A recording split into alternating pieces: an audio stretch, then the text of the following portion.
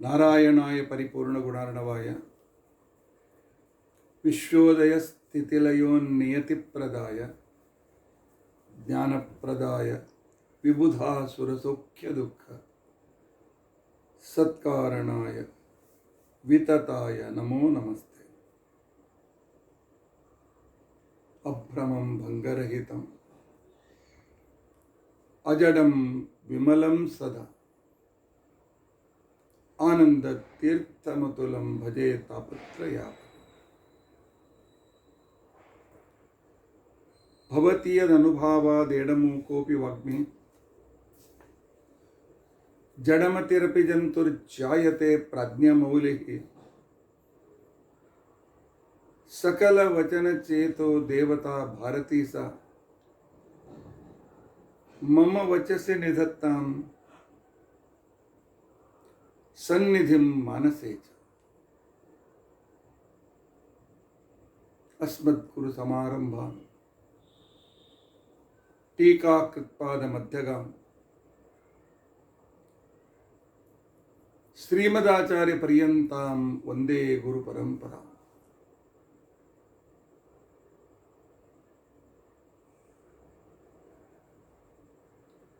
विद्यायां विबुधाचार्यं वेदज्ञानाब्धिचन्दिरं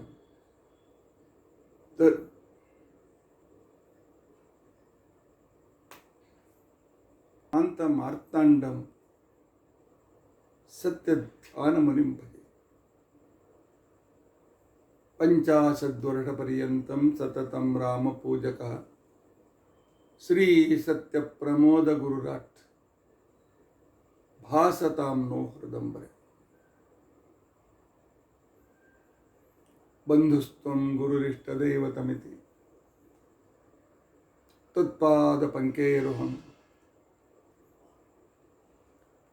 प्राप्तं मां परिपालयेति सततं याचे निबद्धाञ्जलिः।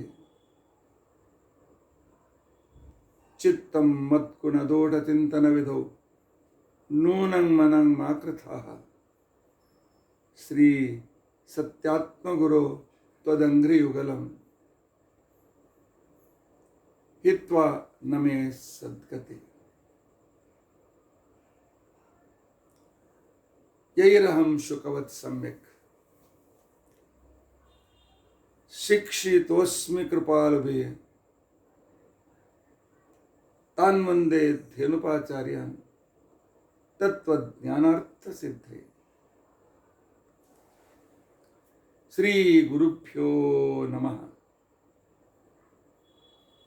हरिः ओम हरिः ओम हरिः ओम। स्वस्तिस्तु अशेष सन्मंगलानि सन्तु। श्लोकैकश्रवणपठनमात्रेण वक्तुश्च श्रोतॄणां निखिल कलिकृत कल्मषापनोदनपटुतरे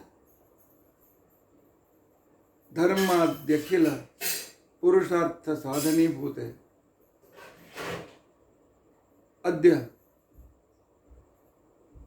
विष्णुतत्वनिर्णय विवरणारंभे सति तथा भीमसेनस्य आध्यात्मिक रूप विवरणारंभे सति किंचित पूर्वकथानुवादः। हरिः ओम हरिः ओम हरिः ओम। हरे राम राम राम हरे हरे, हरे कृष्ण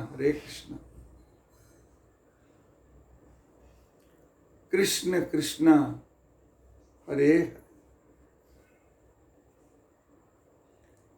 हरे राम राम राम हरे हरे, हरे कृष्ण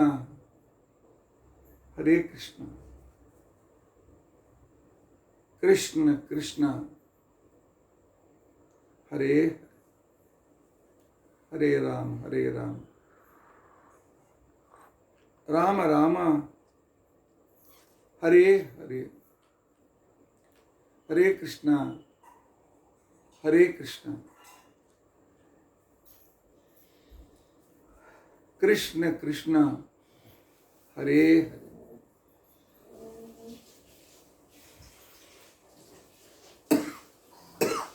ಶ್ರೀ ಗುರುಭ್ಯೋ ನಮಃ.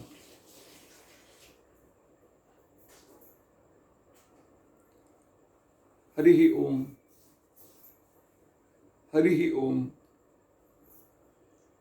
ಹರಿ ಓಂ.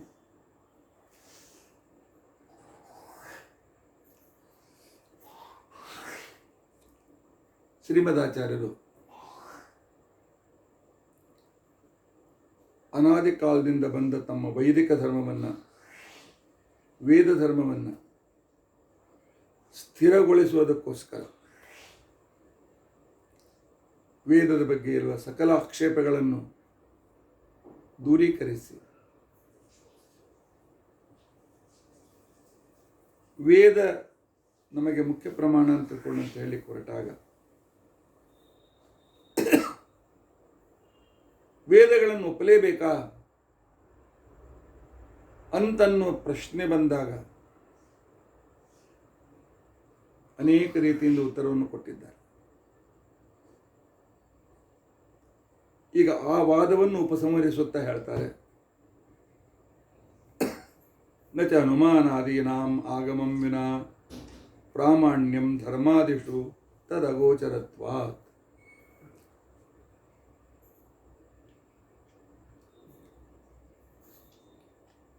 ಧರ್ಮದ ನಿರ್ಣಯ ಮಾಡಬೇಕಾಗಿತ್ತು. ಈಗ ನಿಮಗೆ ಎದುರಿಗಿರುವ ತಿಳಿದುಕೊಳ್ಳಬೇಕಾಗಿರ್ತಕ್ಕಂಥ ವಿಷಯ ಧರ್ಮ. ಧರ್ಮ ಅಂತಂದ್ರೇನು? ಯಾವುದು ನಮ್ಮನ್ನು ಶಾರೀರಿಕವಾಗಿ, ಮಾನಸಿಕವಾಗಿ, ಬೌದ್ಧಿಕವಾಗಿ, ಆಧ್ಯಾತ್ಮಿಕವಾಗಿ ನಮ್ಮ ರಕ್ಷಣೆಯನ್ನು ಮಾಡ್ತಕ್ಕಂತಹ ವಿಚಾರಧಾರೆ ಅಂತಕೊಂಡಂತೇನಿದೆ, ಇದಕ್ಕೆ ಧರ್ಮ ಅಂತಕೊಂಡು ಕರೀತೀವಿ. ನಾವು ಶಾರೀರಿಕವಾಗಿಯೂ ಸುಖವಾಗಿರಬೇಕು, ಮಾನಸಿಕವಾಗಿಯೂ ಸುಖವಾಗಿರಬೇಕು, ಬೌದ್ಧಿಕವಾಗಿಯೂ ಸುಖವಾಗಿರಬೇಕು, ಆಧ್ಯಾತ್ಮಿಕವಾಗಿಯೂ ಸುಖವಾಗಿರಬೇಕು. ಹೀಗಿರಬೇಕಾಗಿದ್ದರೆ ನಾವು ಏನು ಮಾಡಬೇಕು? ನಾನು ಸುಖವಾಗಿರಬೇಕಾಗಿದ್ದರೆ ಏನು ಮಾಡಬೇಕು ಅನ್ನೋದನ್ನು ಧರ್ಮ ತಿಳಿಸ್ತದೆ. ಒಂದು ಉದಾಹರಣೆ ಕೊಡ್ತೇನೆ. ಧರ್ಮ ಏನು ಹೇಳ್ತದೆ? ಲೋಭ ಮಾಡಬೇಡಿ, ಭಯ ಪಡಬೇಡಿ.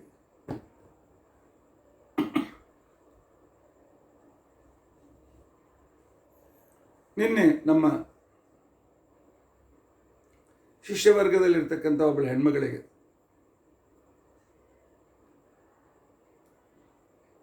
ನೀವು ಮೊಬೈಲ್ನಲ್ಲಿ ಕಳಿಸಿರ್ತಕ್ಕಂತಹ ಯಾವುದೋ ಒಂದು ಮೆಸೇಜ್ ರಾಷ್ಟ್ರದ್ರೋಹಕ್ಕೆ ಕಾರಣವಾಗಿದೆ. ಆದ್ದರಿಂದಾಗಿ CBI ನಿಮ್ಮನ್ನು ಅರೆಸ್ಟ್ ಮಾಡಲಿಕ್ಕೆ ಬರ್ತಾ ಇದೆ. ಆನಂತರ ನಿಮಗೆ ಯಾವುದೇ ರೀತಿಯಾಗಿರ್ತಕ್ಕಂತಹ ಜಮಾನತ್ ಸಿಗಲಿಕ್ಕೆ ಸಾಧ್ಯವಿಲ್ಲ ಅಂತ ಹೇಳಿ ಒಂದು ಫೋನ್ ಬಂತು. ಆ ಹೆಣ್ಮಗಳು ಗಾಬರಿಯಾಗಿ ಅಟ್ಟಲ್ಲಿ ಮತ್ತೆ ಪುನಃ ಇನ್ನೊಂದು, ಇಲ್ಲ ನಿಮ್ಮ ಕೇಸು ಪೊಲೀಸ್ನವರು ನಮ್ಮ ಕೋರ್ಟ್ನಲ್ಲಿ FIR ಮಾಡಿದ್ದಾರೆ, ಆದರೆ ನನಗೆ ಯಾವ ಇದರಲ್ಲಿ ಆಗಿದೆ ಜಡ್ಜ್ ಪರಿಚಯ ಇದೆ, ಅದರಿಂದಾಗಿ ನೀವು 10 ಲಕ್ಷ ರೂಪಾಯಿ ಕೊಟ್ಟರೆ ಅವ್ರನ್ನೆಲ್ಲ ಸಮಾಧಾನ ಮಾಡಿ ನಿಮ್ಮ ಕೇಸ್ ತೆಗೆದುಹಾಕ್ಲಿಕ್ಕೆ ಬರುತ್ತೆ, ನೀವು ಸುರಕ್ಷಿತವಾಗಿ ಉಳಿತೀರಿ. ನಮ್ಮ ಹೆಣ್ಣುಮಕ್ಕಳು ಆದರೆ ಹೆಣ್ಮಗಳವಳು ಒಳ್ಳೆ ಶಿಕ್ಷಿತಳು, ಒಬ್ಬಳು ಡಾಕ್ಟರ್. ಆದರೆ ನಮ್ಮಲ್ಲಿ ಒಂದು ಸಲ ನಾವು ಮಾನ ಮರ್ಯಾದೆಯಿಂದ ಇರ್ತದೆ, ಪೊಲೀಸರು ಬರ್ತಾರೆ, ನಮ್ಮ ಅರೆಸ್ಟ್ ಮಾಡ್ಕೊಂಡು ಹೋಗ್ತಾರೆ, ಇದು ಇತ್ತಾಗಲ್ಲ. ಇದು ಸಮಾಜದಲ್ಲಿ ಅಪಮಾನಕರ. ಏನಪ್ಪ ನಾನು ಏನು ಮಾಡಬೇಕು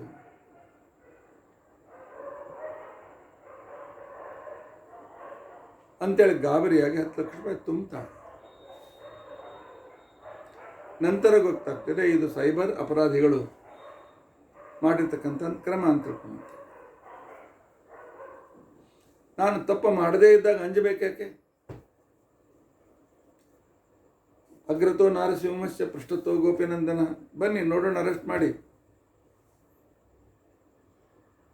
ನಾನು ತಪ್ಪು ಮಾಡಲಿಲ್ಲಲ್ಲ, ಯಾಕೆ ಅಂಜಬೇಕು? ಅಂಜುವುದು ಒಂದು ಅಧರ್ಮ, ಭಯಪಡುವುದು ಅಧರ್ಮ, ಲೋಭ ಮಾಡುವುದು ಅಧರ್ಮ.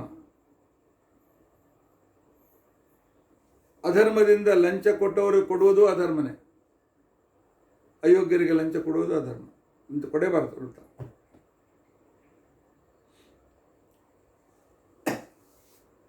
ಇವುಗಳನ್ನು ಮಾಡಿದ ಏನು ಜನ ಇದ್ದಾರೆ ಅವರಂತೂ ನರಕಕ್ಕೆ ನಿಶ್ಚಿತ ಹೋಗ್ತಾರೆ.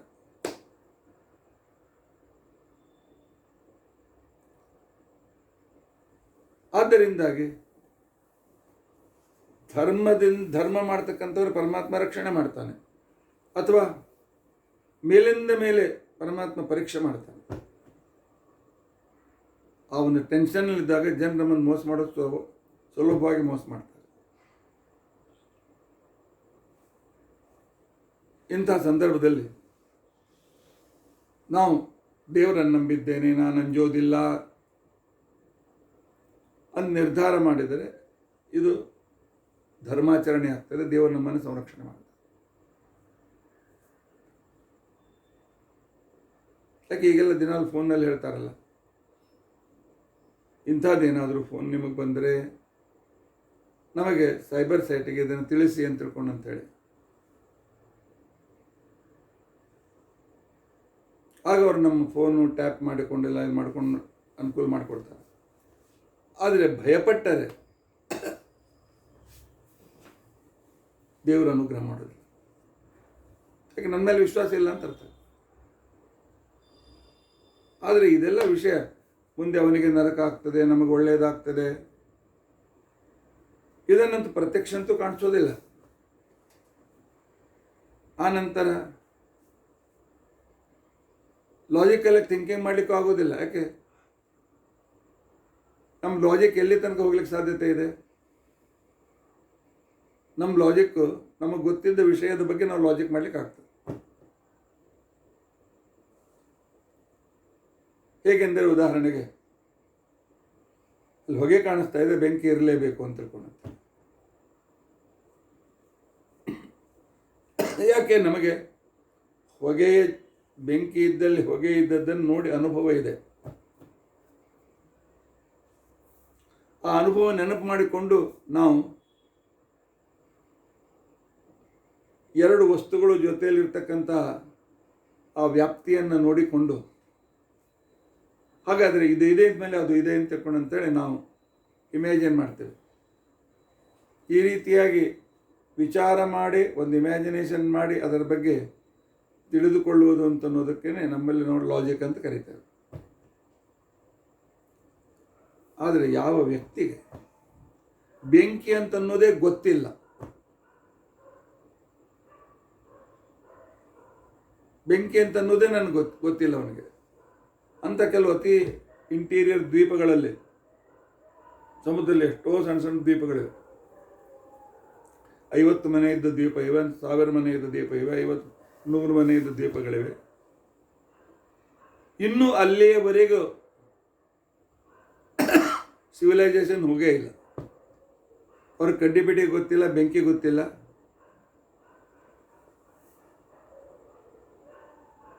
ಗಿಡಗಳನ್ನು ಹಣ್ಣು ಗಿಣ್ಣು ತೆಗೆದುಕೊಂಡು ತಿಂತಾರೆ, ಬೇಯಿಸೋದು ಗೊತ್ತಿಲ್ಲ ಅವರಿಗೆ. ಅಂಥವ್ರ ಎದುರಿಗೆ ಪರ್ವತಃ ಧೂಮವಾನ್, ಪರ್ವತಃ ವನ್ಯಮಾನ್ ಧೂಮಾತ್ ಅಂತ ಹನುಮಾನ್ ಹೇಳಿದ್ರೆ ಏನು ಅರ್ಥ ಆಗ್ತದೆ? ಅದರಿಂದಾಗಿ ಪಾಪ ಪುಣ್ಯ, ಅದರ ಫಲ, ಅದರಿಂದ ಆಗ್ತಕ್ಕಂಥ ಸ್ವರ್ಗ ನರಕಾದಿಗಳು, ಅದರಿಂದ ಆಗುವ ಪರಮಾತ್ಮ ಅನುಗ್ರಹ, ಇದು ಯಾವುದೂ ನಮ್ಮ ಕಣ್ಣಿಗೆ, ನಮ್ಮ ಇಂದ್ರಿಯಗಳಿಗೆ ಗೋಚರವಲ್ಲ. ಆದ್ದರಿಂದಾಗಿ ಇಲ್ಲಿ ಲಾಜಿಕ್ ಕೂಡ ಮಾಡಲಿಕ್ಕೆ ಬರೋದಿಲ್ಲ. ಲಾಜಿಕ್ಕನ್ನೇ ಸೈನ್ಸ್ ಅಂತ ತಿಳ್ಕೊಂಡಿದ್ರೆ ತಪ್ಪದು. ಸೈನ್ಸ್, ಲಾಜಿಕ್ ಸೈನ್ಸ್ ಅನ್ನೋ ಒಂದು ಅಂಗ ಅಷ್ಟೇ. ಆದ್ದರಿಂದಾಗಿ ಅನುಮಾನಕ್ಕೆ ಶಾಸ್ತ್ರದ ಸಹಾಯ ಬೇಕಾಗ್ತದೆ, ತರ್ಕಕ್ಕೆ ಶಾಸ್ತ್ರದ ಸಹಾಯ ಬೇಕಾಗ್ತದೆ. ಒಂದು ಮನೆಯಲ್ಲಿ ಅಣ್ಣ ತಂಗಿ ಹುಟ್ಟುತ್ತಾರೆ.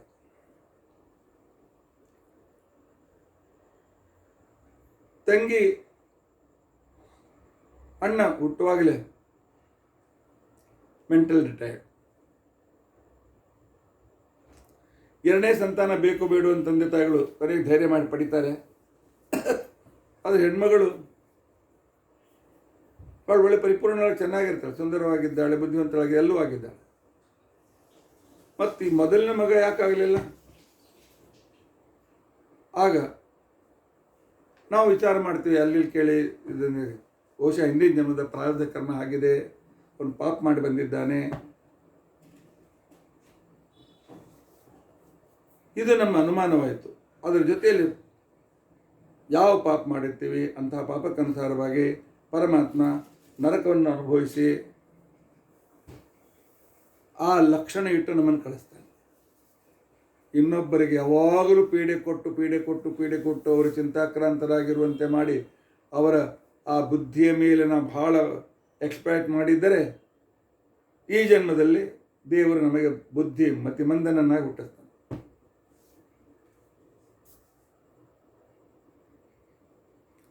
ಅಂಥ ಶಾಸ್ತ್ರವನ್ನು ಗರುಡ ಪುರಾಣ ಯಾವಾಗ ನಾವು ಓದ್ತೀವಿ ಆವಾಗ ನಮಗೆ ಈ ಅನುಮಾನ ಭಾಳ ಸರಿ ಇದೆ, ನಾನು ಮಾಡಿದ ತರ್ಕ ಸರಿ ಇದೆ ಅಂತ ತಿಳ್ಕೊಂಡಂತೆ.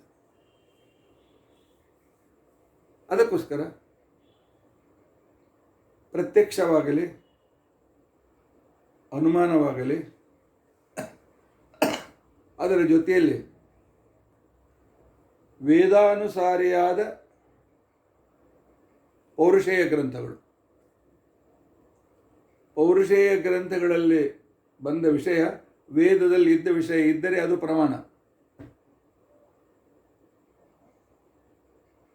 ಇಲ್ಲದೇ ಇದ್ದರೆ ನಾನು ಮೊನ್ನೆ ಹೇಳಿದಂತೆ ತಿಲಕಾಷ್ಟ ಮಹಿಷ ಬಂಧನ ಪ್ರಮಾಣವಾಗಬೇಕಾಗ್ತದೆ. ಆದ್ದರಿಂದಾಗಿ ವೇದಾನುಸಾರಿಯಾದ ಪೌರುಷೇಯ ಗ್ರಂಥಗಳು ಪ್ರಮಾಣ. ಆದರೆ ಅವುಗಳಿಗೂ ವೇದ ಬೇಕು, ವೇದ ಸಹಾಯ ಬೇಕು. ಪ್ರತ್ಯಕ್ಷಕ್ಕೂ ವೇದದ ಸಹಾಯ ಬೇಕು. ವೇದ ಅಂದರೆ ಇಲ್ಲಿ ಆಗಮ ಅಂತ ತಿಳ್ಕೊಂಡಂತಂದರೆ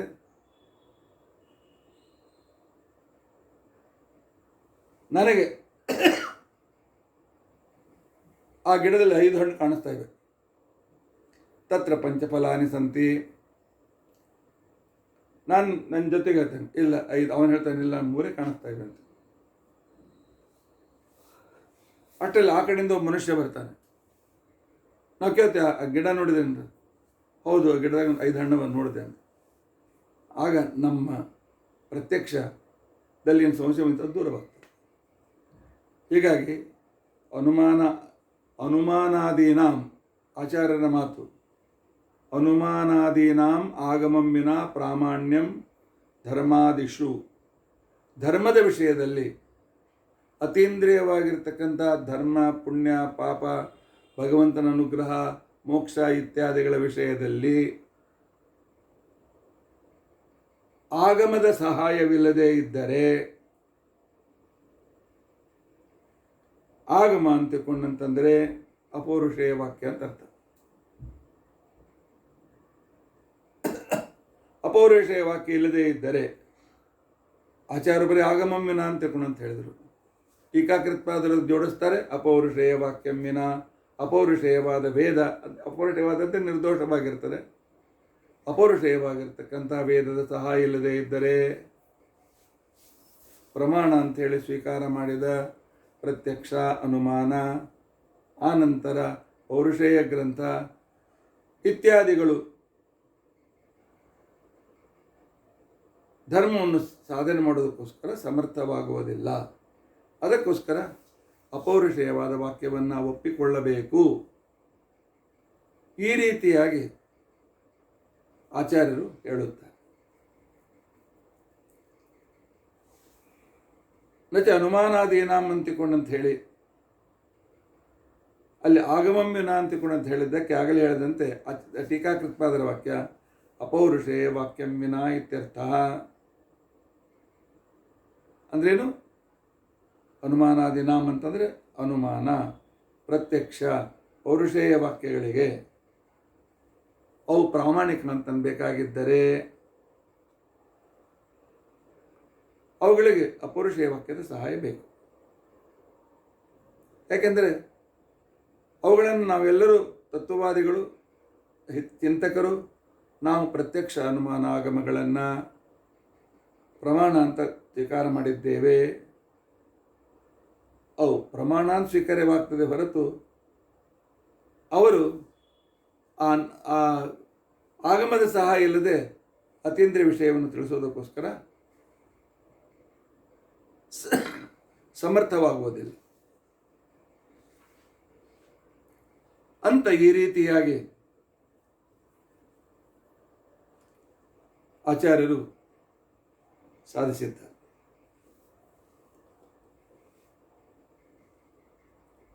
ಅನುಮಾನಾದೀನ ಅಂತಿಕೊಂಡಂತ ಹೇಳಿ ಆಚಾರ್ಯ ಹೇಳಲಿಕ್ಕೆ ಕಾರಣವೇನು? ಯಾಕೆಂತಂದರೆ ಕೆಲವರು ಬೌದ್ಧರು ಇತ್ಯಾದಿಗಳು ಲಾಜಿಕ್ಕಿಗೆ ಬಹಳ ಮಹತ್ವ ಕೊಡ್ತಾರೆ. ಬೌದ್ಧಾನುಮಾನಗಳಿಂದ ಧರ್ಮಾದಿ ನರಕ ಇತ್ಯಾದಿಗಳ ಸಿದ್ಧ ಆಗ್ತದೆ ಅಂತಿಕೊಂಡು ಅನ್ನೋದನ್ನು ಸಾಧಿಸಲಿಕ್ಕೆ ಹೊರಡ್ತಾರೆ.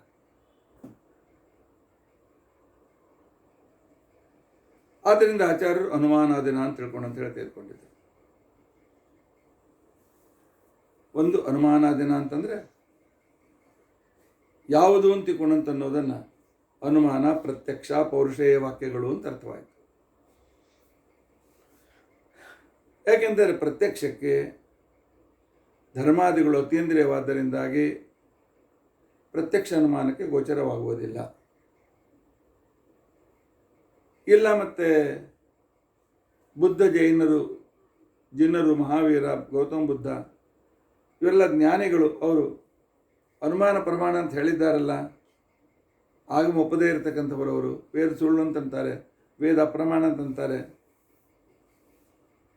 ಅಂತ ತಿಳ್ಕೊಂಡಂತಂದರೆ ಅವರು ಕೂಡ ಮಾನವರಾದ್ದರಿಂದಾಗಿ ಅಜ್ಞಾನ ವಿಪ್ರಲಂಬ ಇರಲಿಕ್ಕೆ ಸಾಧ್ಯತೆ ಇದೆ. ಆದ್ದರಿಂದಾಗಿ ಅಪೌರುಷೇಯ ವಾಕ್ಯ ಇಲ್ಲದೆ ಇದ್ದರೆ ಅವರ ಮಾತು ಕೂಡ ಸತ್ಯವಾಗುವುದಿಲ್ಲ.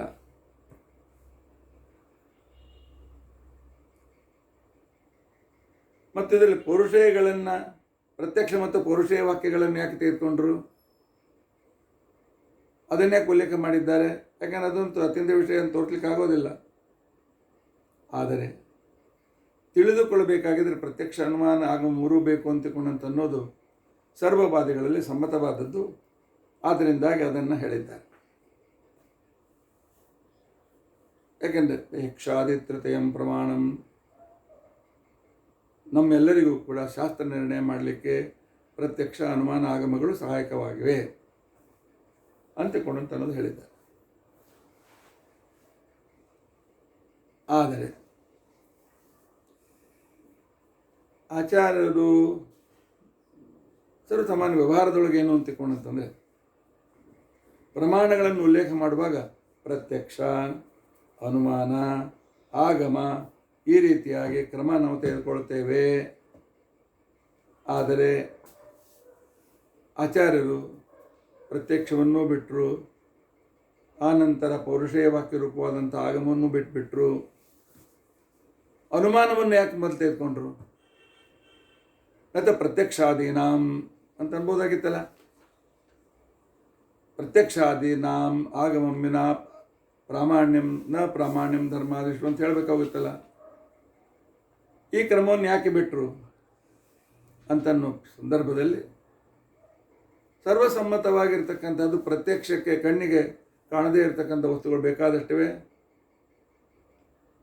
ಅದರಿಂದಾಗಿ ಅದಕ್ಕೆ ಆಗಮ ಸಹಾಯ ಬೇಕು ಅಂತನ್ನೋದು ನಮಗೆ ಅನುಭವಕ್ಕಿದೆ. ಇನ್ನು ಪೌರುಷೇಯ ವಾಕ್ಯಗಳು ಕೂಡ ವೇದಾನುಸಾರಿ ಆಗಿರಬೇಕು ಅಂತ ನಿಯಮ ಇದೆ. ಆದ್ದರಿಂದಾಗಿ ಅಲ್ಲಿ ಆಗಮ ಬೇಕೇ ಬೇಕು ಅಂತ ನಿಶ್ಚಿತ ಇದೆ. ಆದರೆ ಬೌದ್ಧಾದಿಗಳು ಅನುಮಾನವೇ ಧರ್ಮವನ್ನು ತಿಳಿಸ್ಕೊಡ್ತದೆ ಅಂತ ಹೇಳ್ತಕ್ಕಂಥ ಒಂದು ವಾದಗಳು ನಮ್ಮ ದೇಶದಲ್ಲಿ ಇದ್ದದರಿಂದಾಗಿ ಮನುಷ್ಯನಿಗೆ ಒಂದು ಸಂಭಾವನೆ ಇದೆ. ಲಾಜಿಕ್ನಿಂದ ನಾವೆಲ್ಲ ವಿಷಯವನ್ನು ಸಿದ್ಧ ಮಾಡ್ಬೋದು ಅಂತ ತಿಳ್ಕೊಂಡಂತೇಳಿ ಆ ಒಂದು ನಮ್ಮ ಪೂರ್ವಗ್ರಹವನ್ನು ದೂರ ಮಾಡೋದಕ್ಕೋಸ್ಕರ ಆಚಾರ್ಯರು ಅನುಮಾದೀನಾಮ್ ಅಂತೇಳಿ ತೆಗೆದುಕೊಂಡಿದ್ದಾರೆ. ಆದ್ದರಿಂದಾಗಿ ಅನುಮಾನಾದಿಗಳು ಧರ್ಮದ ವಿಷಯದಲ್ಲಿ ಪ್ರಮಾಣವಾಗುವುದಿಲ್ಲ ಅಂತ ಆಚಾರ್ಯರು ಹೇಳಿದರು. ಆಗ ಪ್ರತಿವಾದಿ ಕೇಳ್ತಾನೆ, ಆಚಾರ್ಯರೇ ನಿಮ್ಮ ವಾಕ್ಯ ತಪ್ಪಿದೆ. ಬಟ್ ಟೀಕಾಕೃತ್ಪಾದರು ಹೇಗೆ ನಮಗೆ ಕಲಿಸಿಕೊಡ್ತಾ ಇದ್ದಾರೆ. ಏನು ಹೇಳಿದ್ರೆ, ನಚ ಅನುಮಾನಾದೀನಾಂ ಆಗಮಂ ವಿನಾ ನ ಪ್ರಾಮಾಣ್ಯಂ ಅನುಮಾನಾದೀನಿ ಧರ್ಮಾದಿಷು ಪ್ರಮಾಣಾನಿ ನ ಭವಂತಿ ಅಂತ ಹೇಳಿದಾಗಾಯಿತು. ಏನಂತ ಹೇಳಿದಾಗಾಯಿತು? ಅನುಮಾನಾದಿಗಳು ಧರ್ಮದ ವಿಷಯದಲ್ಲಿ ಪ್ರಮಾಣವಲ್ಲ. ಯಾಕೆಂದರೆ ಧರ್ಮಾದಿಗಳು ಅಗೋಚರವಾಗಿವೆ.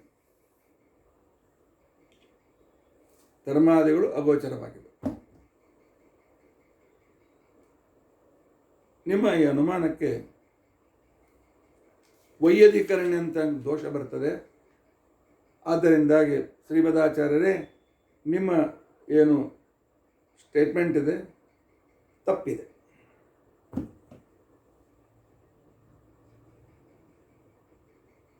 ಇಷ್ಟು ಹೇಳಿದಾಕ್ಷಣಕ್ಕೆ ಟೀಕಾಕರ ಸಹಾಯ ನಮಗೆ ಬೇಕಾಗ್ತದೆ.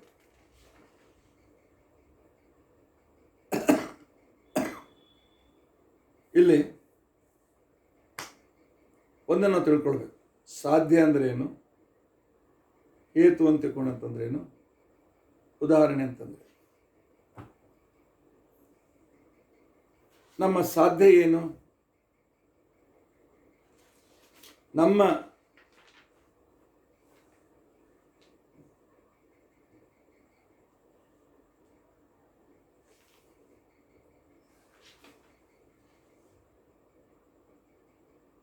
ಅನುಮಾನಾದೀನಿ ಧರ್ಮಾದಿಷು ಪ್ರಮಾಣಾನಿ ನ ಭವಂತಿ. ಅನುಮಾನ ಇದು ಸರ್ವಸಾಮಾನ್ಯವಾಗಿ ಪ್ರಮಾಣ ಅಂತ ಹಿಡಿದಿದ್ದರು, ತರ್ಕ ಇದು ಸರ್ವಸಾಮಾನ್ಯವಾಗಿ ಪ್ರಮಾಣ ಅಂತ ಹಿಡಿದಿದ್ದರೂ ಕೂಡ ಧರ್ಮದ ವಿಷಯದಲ್ಲಿ ಅನುಮಾನಗಳು ಪ್ರಮಾಣವಾಗುವುದಿಲ್ಲ. ಯಾಕೆ ಅಂತಂದರೆ ಧರ್ಮಾದಿಗಳು ಅತೀಂದ್ರಿಯವಾಗಿವೆ ಅಂತನ್ನುವುದು ನಿಮ್ಮ ಲಾಜಿಕ್ ಅಥವಾ ತರ್ಕದ ವಾಕ್ಯ. ತರ್ಕದ ವಾಕ್ಯದ ಪ್ರಕಾರ ಏನಿದೆ, ತರ್ಕದ ನಿಯಮದ ಪ್ರಕಾರ ಏನಿದೆ, ಪಕ್ಷದಲ್ಲಿ ಸಾಧ್ಯವಿರಬೇಕು.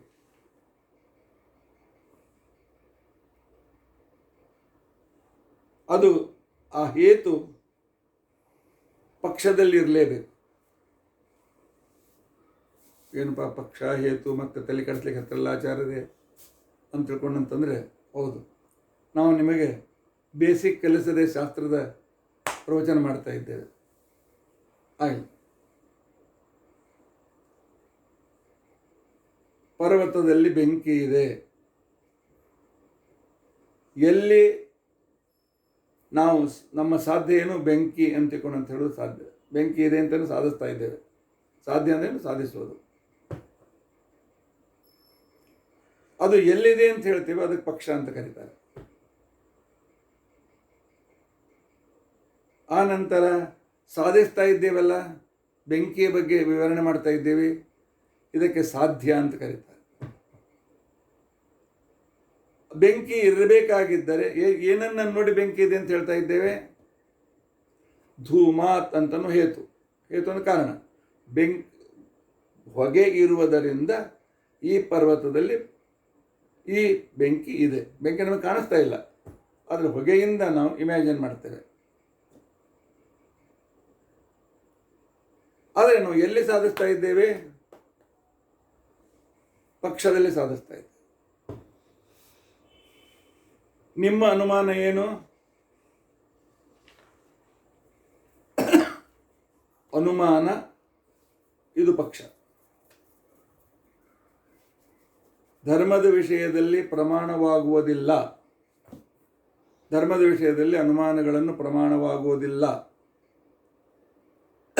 ಏಕೆ ಅಂತಂದರೆ ಧರ್ಮ ಇದು ಇಂದ್ರಿಯ ಗೋಚರವಲ್ಲ. ಇಲ್ಲಿ ಹೇತು ಏನು? ಅಗೋಚರತ್ವಾತ್ ಅಂತನ್ನೋದು ಹೇತು. ಅಗೋಚರತ್ವಾತ್ ಅನ್ಕೊಂಡಂತನ್ನೋದನ್ನು ಹೇಗೆ? ಪರ್ವತಃ ವನ್ಯಮಾನ್ ಧೂಮಾತ್. ಧೂಮ ಪರ್ವತದಲ್ಲಿ ಕಾಣಿಸ್ತಾ ಇದೆ, ಪಕ್ಷದಲ್ಲಿ ಹೇತು ಇದೆ. ಆದರೆ ನಿಮ್ಮ ಅನುಮಾನದಲ್ಲಿ ಅನುಮಾನಾದೀನಿ ಧರ್ಮಾದಿಷು ಪ್ರಮಾಣಾನಿ ನ ಭವಂತಿ. ಏಕೆಂದರೆ ಧರ್ಮಾದಿಗಳು ಇಂದ್ರಿಯ ಗೋಚರವಲ್ಲ. ಇಂದ್ರಿಯ ಗೋಚರವಲ್ಲ ಅಂತನ್ನು ಹೇತು ಅನುಮಾನದಲ್ಲಿದೆ ಏನು? ಇಲ್ಲ, ಧರ್ಮದಲ್ಲಿದೆ. ಸಾಧ್ಯದಲ್ಲಿ ನಿಮ್ಮ ಹೇತು ಇದೆ ಹೊರತು ಪಕ್ಷದಲ್ಲಿ ಇಲ್ಲ. ಪಕ್ಷದಲ್ಲಿ ಯಾವಾಗ ಹೇತು ಇರೋದಿಲ್ಲ ಅಂದರೆ ಅಲ್ಲಿ ಅಧಿಕರಣದಲ್ಲಿ ದೋಷ ಬಂತು. ಅಧಿಕರಣದಲ್ಲಿ ಹೇತು ಇಲ್ಲ. ಅದಕ್ಕೆ ವೈಯಧಿಕರಣ್ಯ ಅಂತ ತಿಳ್ಕೊಂಡಂತೇಳಿ ಶಾಸ್ತ್ರದಲ್ಲಿ ಆ ಒಂದು ತರ್ಕವಾಕ್ಯಕ್ಕೆ ದೋಷವನ್ನು ತಂದು ಕೊಡ್ತಾರೆ. ನಿಮ್ಮ ಆಚಾರ್ಯರಿಗೆ ಅನುಮಾನ ಮಾಡಲಿಕ್ಕೆ ಬರೋದಿಲ್ಲ, ತಾರ್ಕಿಕವಾಗಿರ್ತಕ್ಕಂತಹ ಸ್ಟೇಟ್ಮೆಂಟ್ ಹೇಳಲಿಕ್ಕೆ ಬರೋದಿಲ್ಲ. ನಿಮ್ಮ ಆಚಾರ್ಯರು ಹೇಳಿದ ಅನುಮಾನಾದಿಗಳು ಧರ್ಮದ ವಿಷಯದಲ್ಲಿ ಪ್ರಮಾಣವಾಗುವುದಿಲ್ಲ, ಅನುಮಾನಾದಿಗಳು ಪಕ್ಷ ಧರ್ಮದ ವಿಷಯದಲ್ಲಿ ಪ್ರಮಾಣವಾಗುವುದಿಲ್ಲ ಅಂತಿಕೊಂಡಂತನ್ನೋದು ಸಾಧ್ಯ. ಏಕೆ? ಧರ್ಮಾದಿಗಳು ಇಂದ್ರಿಯ ಗೋಚರವಲ್ಲ ಅನ್ನೋದು ಹೇತು. ಆದರೆ ಇಂದ್ರಿಯ ಗೋಚರವಲ್ಲ ಅಂತನ್ನೋ ಹೇತು ಪಕ್ಷವಾದ ಅನುಮಾನದಲ್ಲಿ ಇಲ್ಲವೇ ಇಲ್ಲ. ಅದು ಸಾಧ್ಯವಾದ ಧರ್ಮದಲ್ಲಿದೆ. ಅಗೋಚರತ್ವ ಧರ್ಮದಲ್ಲಿದೆ, ಯಾಕೆಂದರೆ ಅತೀಂದ್ರಿಯತ್ವ ಧರ್ಮದಲ್ಲಿದೆ. ಅಂದಾಗ ನಿಮ್ಮ ಈ ತಾರ್ಕಿಕ ವಾಕ್ಯ ಪಕ್ಷದಲ್ಲಿ ಇಲ್ಲದೆ ಇರತಕ್ಕಂಥ ಹೇತು ಅನ್ನು ಹೇಳಿದರೆ ಅದಕ್ಕೆ ವಾದಿಗಳು ಹೇಳ್ತಾರೆ, ನಿಮ್ಮ ಹೇತುವಿಗೆ ಅಧಿಕರಣವೇ ಇಲ್ಲ, ಬೇರೆ ಅಧಿಕರಣದಲ್ಲಿದೆ ನಿಮ್ಮ ಹೇತು. ಪಕ್ಷದಲ್ಲಿರಬೇಕಾದ ಹೇತು ಸಾಧ್ಯದಲ್ಲಿದೆ. ಪರ್ವತದಲ್ಲಿ ಅನುಮಾನದಲ್ಲಿರಬೇಕಾಗಿದ್ದ ಅಗೋಚರತ್ವ ಸಾಧ್ಯವಾಗಿರ್ತಕ್ಕಂಥ ವೇದಗಳಲ್ಲಿ ಇದೆ, ಆಗಮಗಳಲ್ಲಿದೆ, ಧರ್ಮಾದಿಗಳಲ್ಲಿದೆ. ಆಗಮಲ್ಲ, ಧರ್ಮಾದಿಗಳಲ್ಲಿ ಇದೆ. ಆದ್ದರಿಂದಾಗಿ ಪಕ್ಷದಲ್ಲಿ ಹೇತು ಇಲ್ಲದೇ ಇದ್ದರೆ ಆ ಹೇತು ಸಾಧ್ಯದಲ್ಲೂ ಬೇರೆ ಕಡೆಗಿದ್ದರೆ ಅದಕ್ಕೆ ವೈಯಧಿಕರಣ ಅಂತನೂ ದೋಷವನ್ನು ಕೊಡ್ತಾರೆ.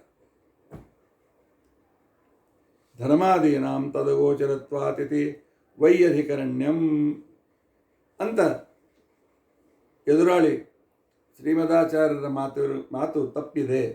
ಯಾಕೆಂದರೆ ಅವರು ಹೇಳಿದ ಅನುಮಾನ ಅಂತೆನ್ನುವ ಪಕ್ಷದಲ್ಲಿ ಅಗೋಚರತ್ವ ಅಂತಿಕೊಂಡಂತನ್ನುವ ಹೇತು ಇಲ್ಲ. ಅದರಿಂದ ವೈದಿಕರಣ್ಯ ದೋಷ ಬಂತಲ್ಲ ಅಂತ ಬಂದಾಗ ಟೀಕಾಕೃತ್ಪಾದ ನಮ್ಮ ಸಹಾಯಕ್ಕೆ ಬರ್ತಾರೆ. ಇದೇ ಟೀಕಾಕೃತ್ಪಾದರ ವೈಶಿಷ್ಟ್ಯ. ಇಲ್ಲ, ಇಲ್ಲಿ ವ್ಯಾಪ್ತಿ ಹೇಳಲಿಕ್ಕೆ ಬರ್ತದೆ. ಏನು ವ್ಯಾಪ್ತಿ ಹೇಳಲಿಕ್ಕೆ ಬರ್ತದೆ? ಯಹ ಯದ್ಗೋಚರೋ ನ ಭವತಿ ತತ್ರ ತನ್ನ ಪ್ರಮಾಣಂ.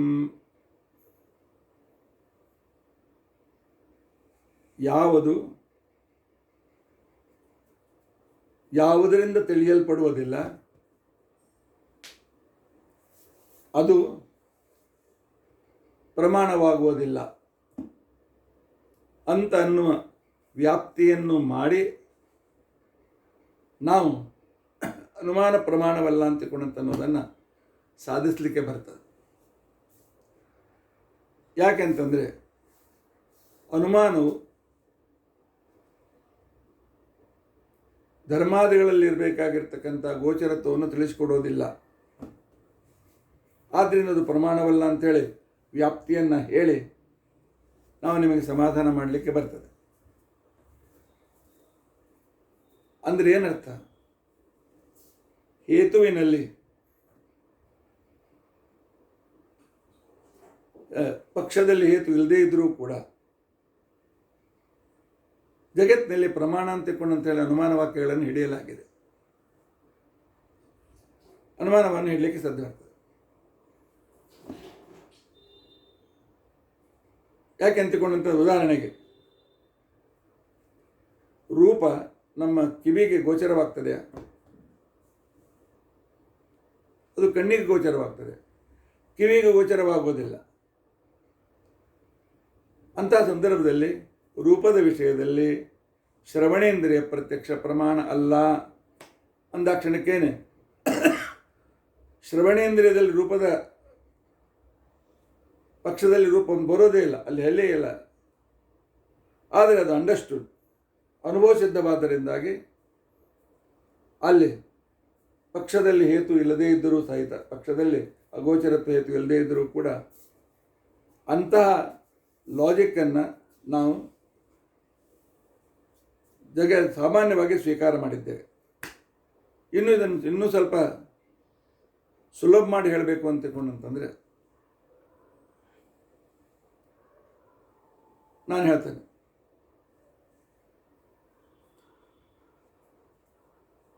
ನಮ್ಮ ಊರಿನಲ್ಲಿ ನದಿ ಹರಿತಾ ಇದೆಯಲ್ಲ, ಇದರ ಮೇಲಿನ ಪ್ರದೇಶ ಏನಿದೆ ಆ ಊರು 50 ಕಿಲೋಮೀಟರ್ ಮೇಲೆ ದೂರ ಇರ್ತಕ್ಕಂಥ ಊರು, ಅಲ್ಲಿ ಮಳೆಯಾಗಿದೆ. ಯಾಕೆ ಅಂತ ತಿಳ್ಕೊಂಡಂತಂದರೆ ನಮ್ಮ ನೀರಿನಲ್ಲಿ ನೀರಿನ ಪ್ರವಾಹ ಬಹಳ ಜೋರಾಗಿ ಬಂದಿದೆ. ಜೋರಾಗಿ ಪ್ರವಾಹ ಬಂದಿದೆ ಅಂತಂದಮೇಲೆ ಆ ಪ್ರದೇಶದಲ್ಲಿ ಮಳೆ ಆಗಿರಲೇಬೇಕು ಅಂತನ್ನುವ ಅನುಮಾನದಲ್ಲಿ ಪಕ್ಷದಲ್ಲಿ ಈ ನದಿಯಲ್ಲಿ ಸರಿಯಾಗಿ ನೀರು ಜೋರಾಗಿ ಹರಿತಾ ಇದೆ, ಆದ್ದರಿಂದಾಗಿ ಮೇಲಿನ ಪ್ರದೇಶದಲ್ಲಿ ಮಳೆ ಆಗಿರಬೇಕು ಅಂತ ತಿಳ್ಕೊಂಡಂತಂದಾಗ ಪಕ್ಷ ಯಾವುದು? ಎದುರಿಗಿರ್ತಕ್ಕಂಥ ನದಿ. ಆದರೆ ಮಳೆ ಇರತಕ್ಕಂಥದ್ದು ಬೇರೆ ಅಧಿಕರಣದಲ್ಲಿ. ಇಂಥ ಸಂದರ್ಭದಲ್ಲಿ ಪಕ್ಷದಲ್ಲಿ ಹೇತು ಇಲ್ಲದೇ ಇದ್ದರೂ ಕೂಡ ಆ ಅನುಮಾನ ಪ್ರಮಾಣ ಅಂತ ಹಿಡಿತೇವೆ. ಹೌದು, ನಮ್ಮಲ್ಲಿ ಮಳೆಯಾಗಿಲ್ಲ, ಜೋರಾಗಿ ನೀರಿನ ಪ್ರವಾಹ ಜೋರಾಗಿ ಬರ್ತಾ ಇದೆ ಅಂತಂದಮೇಲೆ ಅಲ್ಲಿ ಜೋರಾಗಿ ಮಳೆ ಆಗಿರಲಿಕ್ಕೇ ಬೇಕು. ಇಂಥ ಸಂದರ್ಭದಲ್ಲಿ ಪಕ್ಷದಲ್ಲಿ ಹೇತು ಇಲ್ಲದೇ ಇದ್ದರೂ ಕೂಡ ಅದನ್ನು ನಾವು ಪ್ರಮಾಣ ಅಂತ ಹಿಡಿತೇವೆಯೋ ಹಾಗೆ ಇಲ್ಲಿಯೂ ಕೂಡ ಅನುಮಾನದಲ್ಲಿ, ಅಂದರೆ ಪಕ್ಷರೂಪದ ಅನುಮಾನದಲ್ಲಿ ಅಗೋಚರತ್ವ ಇಲ್ಲದೇ ಇದ್ದರೂ, ಅದು ಧರ್ಮದಲ್ಲಿದ್ದು ಧಾರ್ಯದಲ್ಲಿದ್ದರೂ ಕೂಡ ಆಚಾರ್ಯರ ವಾಕ್ಯ ತಪ್ಪಲ್ಲ, ಅಲ್ಲಿ ವೈಯಾಧಿಕರಣ ಅಂತನೂ ದೋಷ ಬರುವುದಿಲ್ಲ. ಆದ್ದರಿಂದಾಗಿ ನಮ್ಮ ಆಚಾರ್ಯರು ಭಾಳ ಸರಿಯಾಗಿಯೇ ಮಾತನಾಡಿದ್ದಾರೆ. ಇದನ್ನು ನಾವು ಅರ್ಥ ಮಾಡಿಕೊಳ್ಳಿ ಪ್ರಯತ್ನಿಸಬೇಕು. ಅದಕ್ಕೋಸ್ಕರ ಸ್ವಲ್ಪ ಆಚಾರ್ಯ ಹತ್ರ ಹೋದಾಗ ಅವ್ರ ಕಡೆಯಿಂದ ಮಂತ್ರಾಕ್ಷತೆ ತಪ್ಪದೇ ತೆಗೆದುಕೊಳ್ತೀರಿ. ಆಚಾರ್ಯ ಒಂದು 2 ನಿಮಿಷ ಟೈಮ್ ಕೊಡ್ರಿ ಅಂತ ಹೇಳಿ, ನೀವೇನು ನಮ್ಮ ಪ್ರವಚನದಲ್ಲಿ ಪಕ್ಷ ಸಾಧ್ಯ ಹೇತು ಅಂತ ಹೇಳ್ತೀರಲ್ಲ, ಸ್ವಲ್ಪ ತಿಳಿಸಿ ಹೇಳಿ ಅಂತ ಕೇಳಿ. ಏನು ಕಠಿಣ ಇಲ್ಲ, ಯಾವುದೇ ರೀತಿಯಾಗಿರ್ತಕ್ಕಂಥ ಕಠಿಣ ಇಲ್ಲ.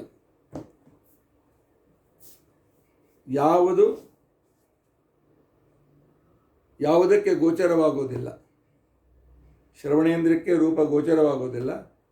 ಆದ್ದರಿಂದ ರೂಪದ ವಿಷಯದಲ್ಲಿ ಶ್ರವಣೇಂದ್ರಿಯ ಪ್ರಮಾಣ ಅಲ್ಲ.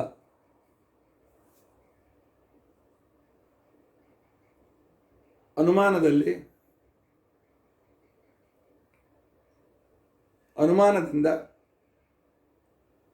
ಧರ್ಮಾದಿಗಳು ಗೋಚರವಾಗುವುದಿಲ್ಲ. ಆದ್ದರಿಂದ ಅನುಮಾನ ಪ್ರಮಾಣವಲ್ಲ ಅಂತನ್ನೋ ವ್ಯಾಪ್ತಿಯನ್ನು ತೋರಿಸಿ ನಾವು ಆಚಾರ್ಯರ ಮಾತನ್ನು ಸತ್ಯ ಅಂತ ತಿಳ್ಕೊಂಡು ಅಂತ ಹೇಳಿಕ್ಕೆ ಬರ್ತದೆ. ಅವರು ಹೇಳ್ತಕ್ಕಂಥ ಸ್ಟೇಟ್ಮೆಂಟ್ ಸರಿಯಿದೆ ಅಂತ ತಿಳ್ಕೊಂಡು ಅಂತ ಹೇಳಿಕ್ಕೆ ಬರ್ತದೆ. ಆದ್ದರಿಂದ ಆಚಾರ್ಯರು ಹೇಳಿದ ಮಾತು ಎಂದಿಗೂ ತಪ್ಪಾಗೋದಿಲ್ಲ. ಟೀಕಾಕೃತರಾದರೂ ಧೈರ್ಯವಾಗಿ ಹೇಳ್ತಾರೆ, ಆಚಾರ್ಯರ ಒಂದು ಚತು ಕೂಡ ತಪ್ಪಿಲ್ಲ ಅಂತ.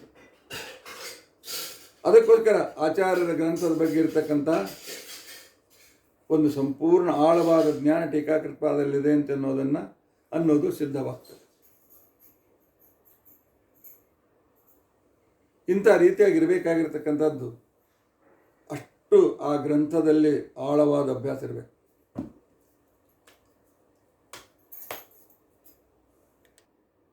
ಕ್ರಮದಲ್ಲಿ ಆಚಾರ್ಯರ ವಾಕ್ಯ ಎಷ್ಟು ಸರಿ ಅಂತನೂ ಟೀಕಾಕೃತರು ತೋರಿಸಿಕೊಟ್ರು. ಹಿಂದಕ್ಕೆ ಎಷ್ಟೋ ಒಂದು 20 ವರ್ಷದ ಹಿಂದೆ, 20 ವರ್ಷ ಅಲ್ಲ, ಒಂದು 10-12 ವರ್ಷದ ಹಿಂದೆ ಮೈಸೂರಿನಲ್ಲಿ ಒಬ್ಬರೊಂದು ಸಣ್ಣ ಪುಸ್ತಕ ಪ್ರಿಂಟ್ ಮಾಡಿದರು. ಏನು ಪ್ರಿಂಟ್ ಮಾಡಿದರು? ಟೀಕಾಕೃತರು ಹೇಳ್ತಕ್ಕಂಥ ವಿಷಯಗಳು ಸರಿ ಇಲ್ಲ ಅಂತ ವಾದಿರಾಜರು ತಮ್ಮ ಗ್ರಂಥದಲ್ಲಿ ಹೇಳಿ ತೋರಿಸಿದ್ದಾರೆ ಅಂತ ತಿಳ್ಕೊಂಡು ಅಂತೇಳಿ ಸಣ್ಣ ಪುಸ್ತಕ ಪ್ರಿಂಟ್ ಮಾಡಿದರು. ಟೀಕಾಕೃತರು ಹೇಳಿದ ತಪ್ಪಿದೆ. ಅವರು ಟೀಕಾಕೃತರ ಗ್ರಂಥ ಓದಿರಲಿಲ್ಲ, ವಾದಿರಾಜ ಗ್ರಂಥ ಓದಿರಲಿಲ್ಲ. ಆಗ ನಮ್ಮ ಪರಮ ಪೂಜ್ಯರಾಗಿರ್ತಕ್ಕಂಥ ಸತ್ಯಾತ್ಮ ತೀರ್ಥರು ಮೈಸೂರಿನಲ್ಲಿದ್ದರು. ಅವರು ಆ ಸಭೆಯಲ್ಲಿ ನಾನು ಇದ್ದೆ. ಸಭೆಯಲ್ಲಿ ಹೇಳಿದರು, ಟೀಕಾಕೃತ್ಪಾದರಲ್ಲಿ ಯಾವುದೇ ಒಂದು ವಾಕ್ಯ, ಟೀಕಾಕೃತ್ಪಾದರ ವಿಶಾಲವಾದ ಗ್ರಂಥರಾಶಿ, ಅದರಲ್ಲಿ ಒಂದು ವಾಕ್ಯ ತಪ್ಪಿದೆ ಅಂತ ಯಾರಾದರೂ ತೋರಿಸಿಕೊಟ್ಟರೆ ನಾನು ಮೂಲರಾಮ್ ದೇವರು ದಿನ ಪೂಜೆ ದೇವರನ್ನು ಬಿಟ್ಟು ಸಂಪೂರ್ಣ ಉತ್ತರಾದಿ ಮಠದ ಆಸ್ತಿಯನ್ನು ಅವ್ರ ಹೆಸರಲ್ಲಿ ಬರೆದು ಕೊಡ್ತೇನೆ ಅಂತ ಹೇಳಿದ್ರು. ಎಂಥ ಧೈರ್ಯ! ಹಾಗೆ ನಮ್ಮ ಟೀಕಾಕೃತಪಾದರು ಹೇಳ್ತಾರೆ, ಆಚಾರ್ಯರು ಒಂದು ಸ್ವಲ್ಪವೂ ಕೂಡ ತಪ್ಪು ಮಾತಾಡೋದಿಲ್ಲ. ಆದ್ದರಿಂದಾಗಿ ಪಕ್ಷದಲ್ಲಿ ಹೇತು ಇಲ್ಲದೇ ಇದ್ದರೂ ಕೂಡ ವ್ಯಾಪ್ತಿಯನ್ನು ತೋರಿಸಿ ಆ ಕಾಲದಲ್ಲಿ ಆ ವೈಯದೀಕರಣ ದೋಷವನ್ನು ದೂರ ಮಾಡಲಿಕ್ಕೆ ಬರ್ತದೆ ಅಂತನ್ನೋದನ್ನು ಟೀಕಾಕೃತಪಾದರು ಇವತ್ತು ನಮಗೆ ತಿಳಿಸಿಕೊಟ್ಟಿದ್ದಾರೆ. ಇದರ ಮೇಲೆಯೂ ಕೂಡ ಅವನು ಇನ್ನೊಂದು ದೋಷವನ್ನು ಆರೋಪಣ ಮಾಡ್ತಾನೆ. ಸಾಧ್ಯಾವಿಶಿಷ್ಟತ ಅಂತನ್ನೋ ದೋಷವನ್ನು ಹೇಳಿ ಪ್ರಯತ್ನ ಮಾಡ್ತಾನೆ. ಸಾಧ್ಯಾವಿಶಿಷ್ಟತಾ ದೋಷ ಅಂದರೆ ಏನು, ಅದನ್ನು ಕೂಡ ಟೀಕಾಕೃತಪಾದರು ಹೇಗೆ ನಿವಾರಣೆ ಮಾಡ್ತಾರೆ ಅನ್ನೋದನ್ನು ನಾವು ನಾಳೆ ತಿಳಿದುಕೊಳ್ಳೋಣ. ಅರ್ಧ ಗಂಟೆಗೆ ವಿಷ್ಣುತ್ವ ಮುಗಿಸ್ಬೇಕು ಅಂದ್ರೆ ಆಗ್ತಾಯಿಲ್ಲ. 40 ನಿಮಿಷ ಆಯ್ತು, ಹೋಗಲಿ ಪರವಾಗಿಲ್ಲ. ಯಾಕೆ ವಿಷಯ ನಮಗೆ ತಿಳಿಸಿ ಹೇಳಬೇಕಲ್ಲ, ಅದಕ್ಕೋಸ್ಕರ. ಆದ್ದರಿಂದಾಗಿ ಧರ್ಮಾಧರ್ಮದ ವಿಷಯದಲ್ಲಿ ದೇವರನ್ನು ತಿಳ್ಕೊಳ್ಬೇಕಾಗಿದ್ದರೆ ವೇದ ಬೇಕೇ ಬೇಕು. ಇದಕ್ಕೆ ಪ್ರಮಾಣ ಅಂತ ನಾವು ಸ್ವೀಕಾರ ಮಾಡಿದ ಅನುಮಾನ ಪ್ರತ್ಯಕ್ಷಗಳು ಕೂಡ ಈ ವಿಷಯದಲ್ಲಿ ಪ್ರಮಾಣ ಆಗೋದಿಲ್ಲ. ಇಷ್ಟು ಮನಸ್ಸಿನಲ್ಲಿಟ್ಟುಕೊಳ್ಳಿ. ಉಳಿದ ವಿಚಾರ ನಾಳೆ ನೋಡಲಿಕ್ಕೆ ನಾವು ಪ್ರಯತ್ನಿಸೋಣ. ಧರ್ಮರಾಜನಿಗೆ, ಅಣ್ಣ 12 ವರ್ಷ ವನವಾಸ ಮಾಡ್ತೀವಿ, 1 ವರ್ಷ ಅಜ್ಞಾತ ಮಾಸ ಮಾಡ್ತೀವಿ ಅಂತ ತಿಳ್ಕೊಂಡು ಅಂತೇಳಿ ಮಾತು ಯಾರಿಗೆ ಕೊಟ್ಟಿದ್ದೇವೆ? ಆ ದುರ್ಯೋಧನಿಗೆ ಅಲ್ಲ. ದುರ್ಯೋಧನಿಗೆ ಕೊಟ್ಟು ಮಾತು ನಡೆಸಬೇಕು ಅಂತ ನಿಯಮ ಏನಿದೆ? ಧರ್ಮಶಾಸ್ತ್ರ ಹೇಳ್ತದೆ, ಜೂಜಾಟದಲ್ಲಿ ಕೊಟ್ಟ ಮಾತು ನಡೆಸಲೇಬೇಕು ಅಂತ ನಿಯಮವಿಲ್ಲ. ದುಷ್ಟರಿಗೆ ಹೇಳಿದ ಮಾತು ನಡೆಸಬೇಕು ಅಂತಕೊಂಡಂತೆ ನಿಯಮವಿಲ್ಲ. ಆ ನಂತರ ಹೆಂಡತಿ ಮಕ್ಕಳಿಗೆ ಆ ಸಂದರ್ಭದಲ್ಲಿ ಸ್ವಲ್ಪ ಸಮಾಧಾನ ಮಾಡಲಿಕ್ಕೆ ಹೇಳಿದ ಮಾತನ್ನು ಯೋಗ್ಯತೆ ಇಲ್ಲದಿದ್ದಿಲ್ಲ ಅಂದರೆ ನಡೆಸಲೇಬೇಕು ಅಂತ ನಿಯಮವಿಲ್ಲ. ಅಂಥ ವೇಳೆಯಲ್ಲಿ ಇಲ್ಲಪ್ಪ ಮಾತು ಕೊಟ್ಟು ತಪ್ಪಿದ ಅಂತನೋ ಪಾಪ ಅವನಿಗೆ ಬರ್ತದೆ ಅಂತ ತಿಳ್ಕೊಂಡಂತಂದರೆ ಅದು ಬರೋದಿಲ್ಲ.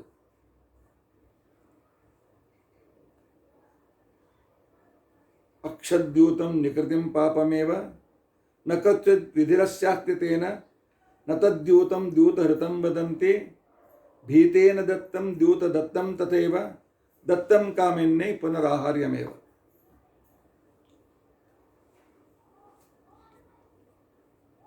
ಒಬ್ಬನು ಚಾಕು ತೋರಿಸ್ತಾನೆ. ಚಾಕು ತೋರಿಸಿ ಏನು ಎಲ್ಲ ಕೊಡ್ರಿ ಅಂತ ತಗೊಂಡಂತೆ. ಪ್ರಾಣ ಉಳಿಸ್ಕೊಳ್ಬೇಕು ಅಂತ ನಿಯಮ ಇದ್ದದ್ರಿಂದ ಆಯಿತು, ನಮ್ಮ ಕೈಯಲ್ಲಿರ್ತಕ್ಕಂಥ ಉಂಗರ ಪಿಂಗರ ಕೊಟ್ಟು ತೆಗೆದು ಹಣ ಕೊಟ್ಬಿಡ್ತಾರೆ. ಮುಂದೆ ಪೊಲೀಸರು ಅವನನ್ನು ಹಿಡಿತಾರೆ. ಹಿಡಿದು ಇವನು ಇಂಥವನು ತೊಗೊಂಡಿದ್ದಾನೆ, ಅದೆಲ್ಲ ಇವನಿಗೆ ಮೊದಲನೇ ಯಜಮಾನಿಗೆ ವಾಪಸ್ ಕೊಡಿಸ್ಬೇಕು ಅಂತ. ಆಗ ಕಳ್ಳ ಆರ್ಗ್ಯುಮೆಂಟ್ ಮಾಡ್ತಾನೆ. ಏನು ಆರ್ಗ್ಯುಮೆಂಟ್ ಮಾಡ್ತಾನೆ? ನಾನು ಅವ್ರು ಕಸಿದುಕೊಂಡಿಲ್ಲ, ಅವರೇ ತೆಗೆದು ಕೊಟ್ಟ. ಬೇಕಾದ್ರೆ ನನ್ನ ಹತ್ರ ವಿಡಿಯೋ ಇದೆ. ಕೊಳ್ಳಾಗಿನ ತೆಗೆದ, ನನಗೆ ಕೊಟ್ಟ. ಕೈಯಾಗಿನ ವಾಚ್ ತೆಗೆದ ಕೊಟ್ಟ, ಉಂಗುರ ತೆಗೆದ ಕೊಟ್ಟ, ತನ್ನ ಪಾಕೆಟ್ ತೆಗೆದ ಕೊಟ್ಟ. ಅವನೇ ಕೊಟ್ಟದ್ರಿಂದಾಗಿ ಕಳ್ಳತನ ಹೆಂಗಾಯಿತು? ಹಾಗಿದ್ರೆ ನೀವೆಲ್ಲ ಬ್ರಾಹ್ಮಣರನ್ನ ಜೈಲಿಗೆ ಹಾಕ್ರಿ, ಯಜಮಾನರು ಕೊಟ್ಟು ತೊಗೊಂಡು ಹೋಗ್ತಾರಲ್ಲ ಅವರು ಅಂತ ಆರ್ಗ್ಯುಮೆಂಟ್ ಮಾಡಿದಾಗ ಆ ಕಾಲದಲ್ಲಿ ಜಡ್ಜ್ ಏನು ಮಾಡ್ತಾನೆ? ಈ ಪ್ರಮಾಣ ಹೇಳ್ತಾನೆ. ಏನು ಪ್ರಮಾಣ ಹೇಳ್ತಾನೆ ಅಂತ ತಿಳ್ಕೊಂಡಂತಂದರೆ, ಭೀತೇನ ದತ್ತಂ ದ್ಯೂತ ದತ್ತಂ ತಥೈವ ದತ್ತಂ ಕಾಮಿನ್ಯೈ ಪುನರಾಹಾರ್ಯಮೇವ. ಅಂಜಿ ನಾವು ಯಾರಾದರೂ ಕೊಟ್ಟಿದ್ದರೆ ಅದನ್ನು ವಾಪಸ್ ತೆಗೆದುಕೊಳ್ಳಿಕ್ಕೆ ಅಧಿಕಾರ ಇದೆ. ದ್ಯೂತದಲ್ಲಿ ಸೋತದ್ದನ್ನು ವಾಪಸ್ ತೆಗೆದುಕೊಳ್ಳಿಕ್ಕೆ ಬರ್ತದೆ. ಅಥವಾ ಏನೋ ಒಂದು ಮೋಹಕ್ಕೊಳಗಾಗಿ ಯಾರಿಗೋ ಕೊಟ್ಟಿದ್ದನ್ನು ಕೂಡ ವಾಪಸ್ ತೆಗೆದುಕೊಳ್ಳಿಕ್ಕೆ ಬರ್ತದೆ.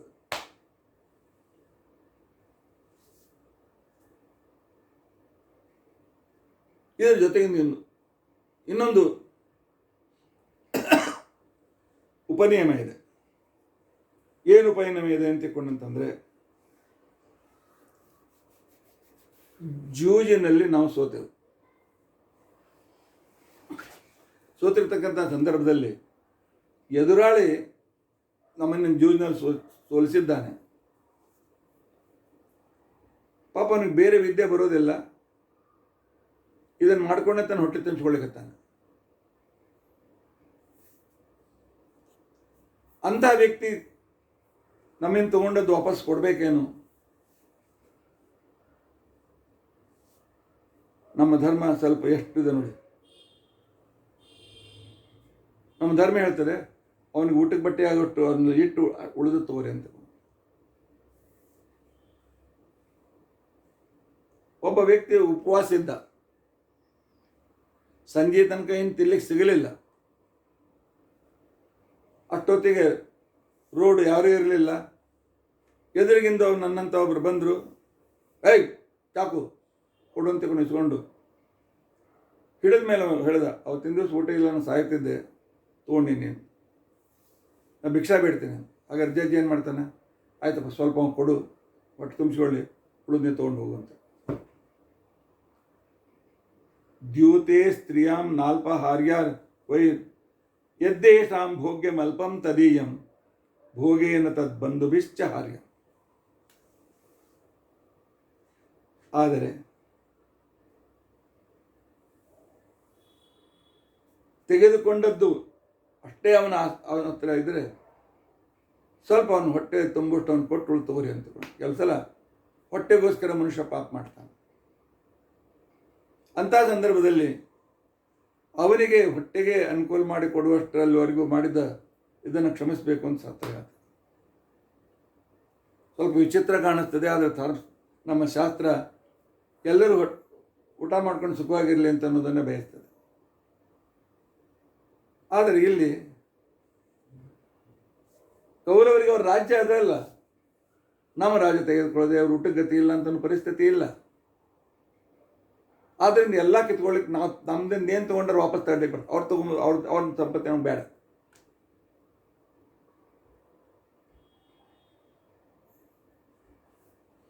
ಇಲ್ಲ, ಭೀಮ ದೂತಾಡಿ ಸೋತವನು ನಾನು ಹೋಗಿ ಯುದ್ಧ ಮಾಡಿ ಯುದ್ಧದಲ್ಲಿ ಕರ್ಣನನ್ನು, ದುಶ್ಯಾಸನ, ದುರ್ಯೋಧನ ಸೋಲಿಸಲಿಕ್ಕೆ ಆಗಂಗಿಲ್ಲೋ. ಅದರಿಂದ 12 ವರ್ಷ, 14 ತಾಸಾಗಿ ನೋಡೋಣ, ಕೊಡ್ತಾರೆ ನೋಡೋಣ. ನನಗೆ ಆಗಂಗಿಲ್ಲಪ್ಪ. ದುರ್ಯೋಧನ ಗದಾ ಯುದ್ಧ ನಾನು ಕಲಿತೇ ಇಲ್ಲ. ಬಿಲ್ಲು ವಿದ್ಯೆಲ್ಲ ನಾನು ಪ್ರವೀಣ, ಖಡ್ಗ ಯುದ್ಧದಲ್ಲಿ ನಾನು ಪ್ರವೀಣ. ಅದು ನನಗಿಂತ ಹೆಚ್ಚು ಬುದ್ಧಿ ಇಲ್ಬೇದ್ವನು ಕರ್ಣನಿಗೆ ಗೊತ್ತದ. ನನಗಾಗಂಗಿಲ್ಲಲ್ಲ. ಏನು ಮಾಡಲಿ ಅಂತಂದರೆ ಅವ ಭೀಮಸೇನ ಹೇಳ್ತಾನೆ, ನಿವಾರಣೆ ಪುರುಷಶಕ್ತೌ ತದ್ರಾಜ್ಯಂ ನ ಪುನರಾಹಾರ್ಯಮೇವ ತ್ವಂ ಧರ್ಮನಿಷ್ಠಶ್ಚಾಗ್ರಜಶ್ಚೇತಿ ರಾಜನ್ ಋತೆ ಅನುಜ್ಞಾಂ ನ ಮಯಾ ತತ್ಕೃತಂತ್ಯ. ನಮಗೆ ಸಾಮರ್ಥ್ಯ ಇಲ್ಲದೆ ಇದ್ದರೆ, ನಮಗೆ ಅವೇನು ಭಯ ತೋರಿಸಿ ನಮ್ಗೆ ಹಣ ಕಸ್ಕೊಂಡನ, ನನ್ನ ಮಗ ಸಮರ್ಥ ಆಗಿದ್ರೆ ಹೋಗೋ ಅಂತ ತಲೆ ಹೊಡೆದು ತೊಗೊಂಬ ಅಂತಕೊಂಡು ಹೇಳಬೇಕು. ಬೇಡ, ನಿನಗಾಗೋದಿಲ್ಲಲ್ಲ ಅಣ್ಣ, ನನಗಾಗ್ತದೆ. ನಾವೊಬ್ಬ ಸಾಕು ನಮ್ಮ ರಾಜ್ಯ ವಾಪಸ್ ತೊಗೊಂಬರ್ಲಿ. ಯಾಕೆಂದರೆ ಬಂಧುಗಳಾಗಿದ್ದರೂ ಕೂಡ ಅನ್ಯಾಯಗಳಾಗಿದ್ದಾರೆ. ನಮ್ಮ ಅನ್ಯಾಯದಿಂದ ನಮ್ಮನ್ನು ಮೋಸ ಮಾಡಿ ತೊಗೊಂಡದ್ದನ್ನು ಕಿತ್ತುಕೊಳ್ಳೋಕ್ಕೂ ಸಾಮರ್ಥ್ಯ ನಮ್ಮ ಹತ್ರ ಇದೆ. ತಮ್ಮನಿಗೆ ಆಜ್ಞೆ ಮಾಡು, ನಾವು ಅದನ್ನು ವಾಪಸ್ ತೊಗೊಂಡ್ಬರ್ತೀವಿ.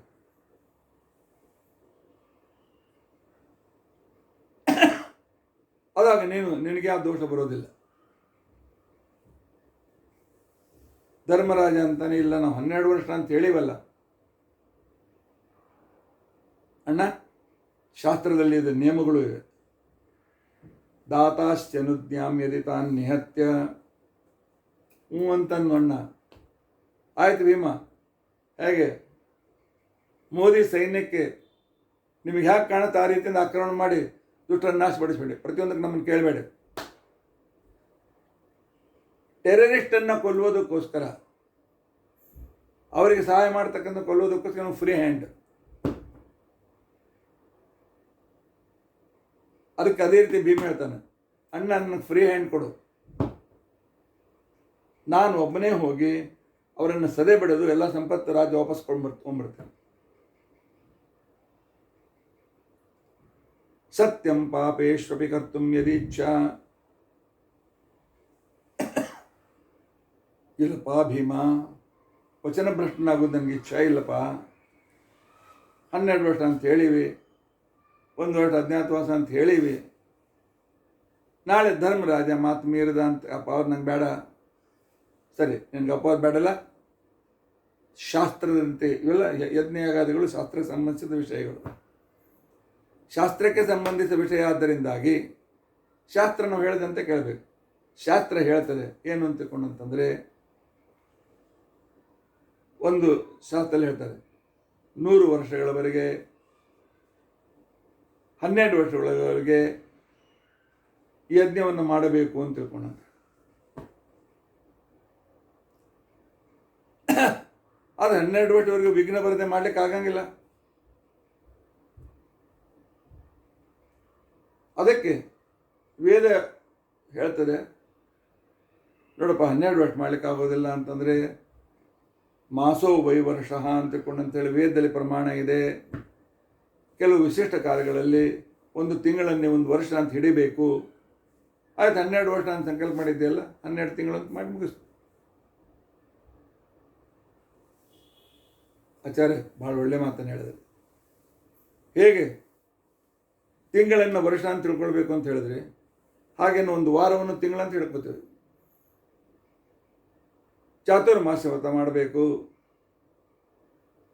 ನಿಮಗೆ ತಿಂಗಳನ್ನು ವರ್ಷ ಅಂತ ಹಿಡಿತೀರಿ, ಹಾಗೆ ನಾವು 1 ವಾರವನ್ನು 1 ತಿಂಗಳಂತ ಹಿಡಿದು 7 ದಿವಸ ಶಾಖವ್ರತ ಮಾಡ್ತೀವಿ, 7 ದಿವಸ ದಧಿ ವ್ರತ ಮಾಡ್ತೀವಿ, 7 ದಿವಸ ಕ್ಷೀರ ವ್ರತ ಮಾಡ್ತೀವಿ, 7 ದಿವಸ ದ್ವಿದಳ ವ್ರತ ಮಾಡಿಬಿಡ್ತೀವಿ, ಮುಗಿಸ್ಬಿಡ್ತೀವಿ. ಯಾಕೆ ಹಾಗೆ ಸಂಕ್ಷೇಪ ಮಾಡ್ಲಿಕ್ಕೆ ಬರ್ತದಲ್ಲ, ಅದಕ್ಕೆ ಪ್ರಮಾಣ ಇರಬೇಕು. ಚಾತುರ್ಮಾಸ್ಯ 7 ವಾರದಲ್ಲಿ ಮಾಡುವಂತ ಎಲ್ಲೂ ಪ್ರಮಾಣ ಇಲ್ಲ. ಆದರೆ ಈ ವಿಷಯದಲ್ಲಿ 1,000 ವರ್ಷ ಯಜ್ಞ ಮಾಡು ಅಂತ ತಿಳ್ಕೊಂಡು ಅಂತೇಳಿ ಪ್ರಮಾಣ ಇದೆ, ಒಂದು ಯಾವುದೋ ಒಂದು ಯಜ್ಞಕ್ಕೆ ಪ್ರಮಾಣ ಇದೆ. ಅಂಥ ವೇಳೆಗೆ 1000 ವರ್ಷ ಇರದೇ ಇರತಕ್ಕಂಥ ಮನುಷ್ಯ ಏನು ಮಾಡಬೇಕು? ಅವಾಗ 1000 ತಿಂಗಳು ಮಾಡಬೇಕು. 1000 ತಿಂಗಳು ಮಾಡಿ, ಯಾಕಂದ್ರೆ ಆಗಿನ ಕಾಲಕ್ಕೆ ಎಷ್ಟೋ ವರ್ಷ ಜೀವಿತ ಇರ್ತಿದ್ರು, 500, 600, 700 ವರ್ಷ ತನಕ. ಅಂಥ ಸಂದರ್ಭದಲ್ಲಿ ಆ ರೀತಿ ಆಗಿರ್ತಕ್ಕ 1000 ತಿಂಗಳು ಯಜ್ಞವನ್ನು ಮಾಡಿ ಮುಗಿಸ್ಲಿಕ್ಕೆ ಬರ್ತದೆ.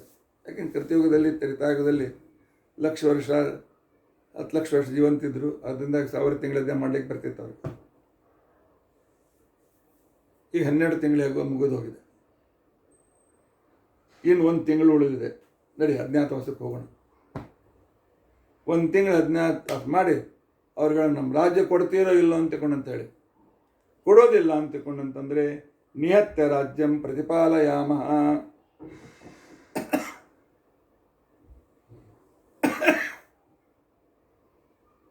ಆದ್ದರಿಂದಾಗಿ ಅವರನ್ನು ಕೊಂದು ನಾನು ನಮ್ಮ ರಾಜ್ಯವನ್ನು ತೆಗೆದುಕೊಂಡು ಬರ್ತೇನೆ.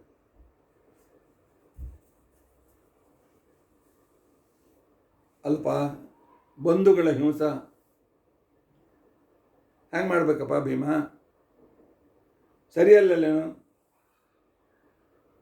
ಅಂತಂದಾಗ ಭೀಮ ಹೇಳ್ತಾನೆ,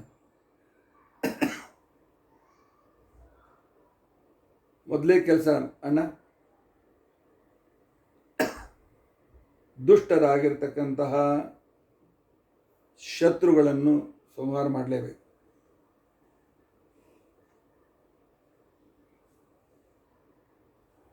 ಮಾಮಿತ್ರಾಣಾಂ ತಾಪಕಸ್ತ್ವಂ ಭವೇತಾಃ ತಥಾ ಅಮಿತ್ರಾಣಾಂ ನಂದಕಶ್ಚೈವ ರಾಜನ್. ನಿನ್ನ ದ್ಯೂತದಿಂದ ಏನಾಯ್ತು ಹೇಳಣ್ಣ? ನಿನ್ನ ಹೆಂಡತಿಗೆ, ನಿನ್ನ ತಮ್ಮಂದರಿಗೆ ದುಃಖವಾಯಿತು, ದುರ್ಯೋಧನಗಳಿಗೆ ಸುಖ ಆಯಿತು. ಶತ್ರುಗಳಿಗೆ ಸುಖ ಕೊಟ್ಟು ಬಂಧುಗಳಿಗೆ ದುಃಖ ಕೊಡ್ಬೇಕನಣ್ಣ? ಇದು ಎಲ್ಲಿಯ ಧರ್ಮಪ್ಪ ನೀನು? ನಿನ್ನ ದುಃಖವನ್ನು ಕೊಡಬೇಕಾಗಿದ್ದು ದುರ್ಯೋಧನಾದಿಗಳು ಕೊಡು. ಜ್ವಲಸ್ವಾರೀಣ ಮೂರ್ತಿ ಮಿತ್ರಾಣಿ ನಿತ್ಯಂ. ನೀನು ರಾಜ್ಯ ಕಳೆದುಕೊಂಡಿದ್ದರಿಂದಾಗಿ, ದುರ್ಯೋಧನ ರಾಜ್ಯ ಕೊಟ್ಟದ್ರಿಂದ ಎಷ್ಟು ಪ್ರಜೆಗಳು ಎಕ್ಸ್ಪ್ಲಾಯ್ಟ್ ಆಗ್ತಾ ಇದ್ದಾರೆ.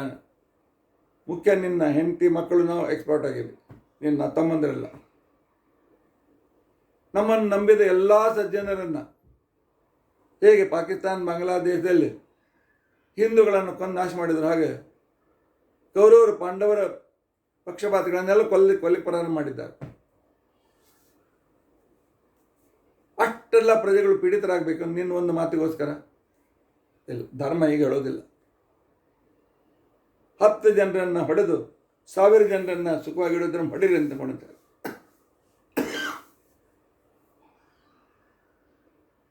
ಅಣ್ಣ, ನಿಯಮ ಇದೆ.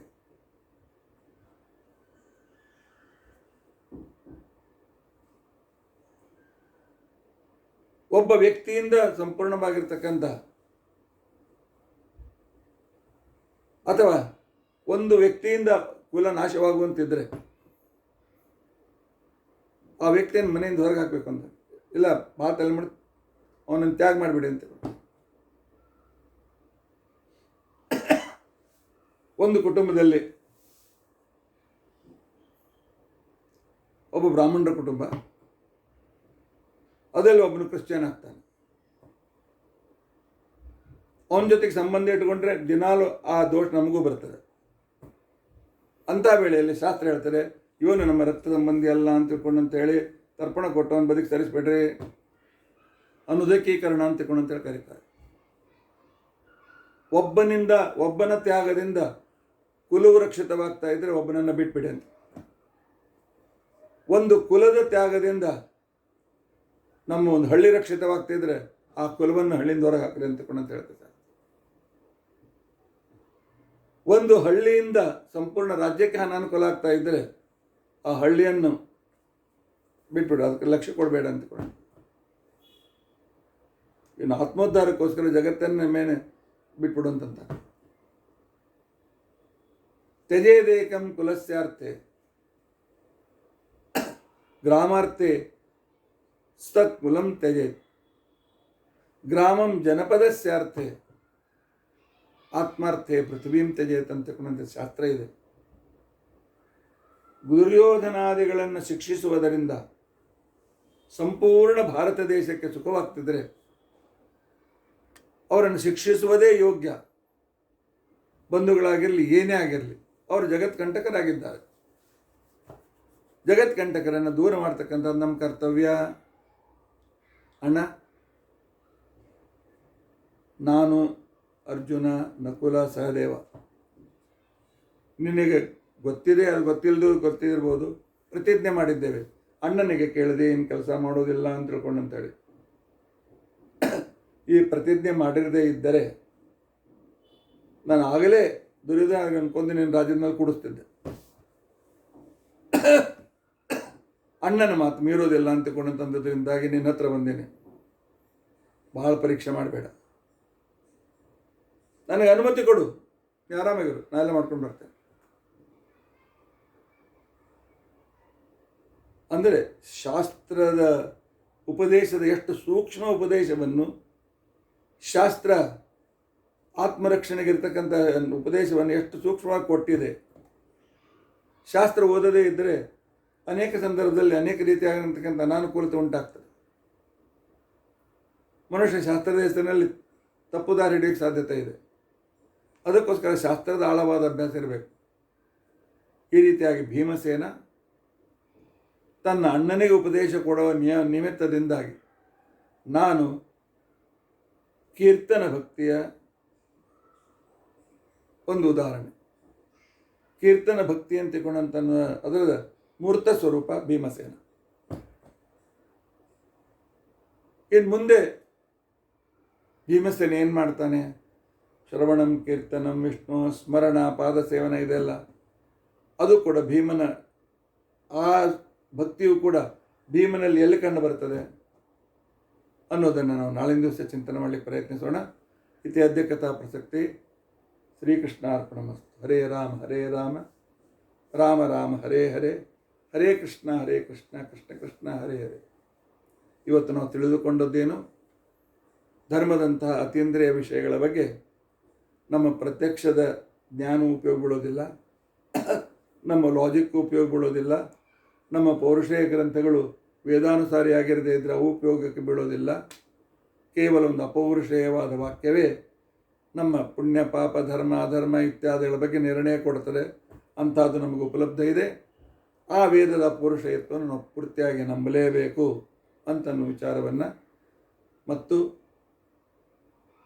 ಬಂಧುಗಳು ದುಷ್ಟರಾಗಿದ್ದರೆ ಬಂಧುಗಳಿಂದ ನಮ್ಮ ಸಮಾಜಕ್ಕೆ ಅನಾನುಕೂಲವಾಗ್ತಾ ಇದ್ದರೆ ಅವರನ್ನು ದೂರದಿಂದಲೇ ತ್ಯಾಗ ಮಾಡಿಬಿಡಿ ಅಂತ ತಿಳ್ಕೊಳ್ತಾನೆ. ಇದು ಭೀಮಸೇನನ ಒಂದು ಸಂದೇಶ. ಉಳಿದ ವಿಚಾರ ನಾಳಿನ ದಿವಸ ನಾವು ತಿಳಿದುಕೊಳ್ಳಿ ಪ್ರಯತ್ನಿಸೋಣ. ಇತಿ ಅದ್ಯ ಕಥಾ ಪ್ರಸಕ್ತಿ. ಹರೇ ರಾಮ ಹರೇ ರಾಮ, ರಾಮ ರಾಮ ಹರೇ ಹರೇ, ಹರೇ ಕೃಷ್ಣ ಕೃಷ್ಣ ಕೃಷ್ಣ ಹರೇ ಹರೇ. ಉಗ್ರಂ ವೀರಂ ಮಹಾವಿಷ್ಣುಂ ಜ್ವಲಂತಂ ಸರ್ವತೋಮುಖಂ ನೃಸಿಂಹಂ ಭೀಷಣಂ ಮೃತ್ಯುಂ ನಮಾಮ್ಯಹಂ. ಅಚ್ಯುತಾನಂತ ಗೋವಿಂದ ಸ್ಮೃತಿ ಮಾತ್ರಾರ್ಥ ರೋಗಾನ್ಮೇ ನಾಶಯಾಶೇಷ ನಾಶುಧನ್ವಂತರೇ ಹರೇ. ಅಕ್ಷಯಂ ಕರ್ಮ ಯಸ್ಮಿನ್ ಪರೇ ಸ್ವರ್ಪಿತಂ ಪ್ರಕ್ಷಯಂ ಯಾಂತಿ ದುಃಖಾನಿ ಯನ್ನಾಮತಃ. ಅಕ್ಷರೋ ಯೋಜರ ಸರ್ವದೇವಾಮೃತಃ ಕುಕ್ಷಿಗಮ್ಯಸ್ತ ವಿಶ್ವಂ ಸದಾಜಾಧಿಕಂ ಪ್ರೀಣಯಾಮೋ ವಾಸುದೇವಂ ದೇವತಾಮಂಡಲ ಖಂಡಮಂಡಲ. ಶ್ರೀಕೃಷ್ಣಾರ್ಪಣಂ.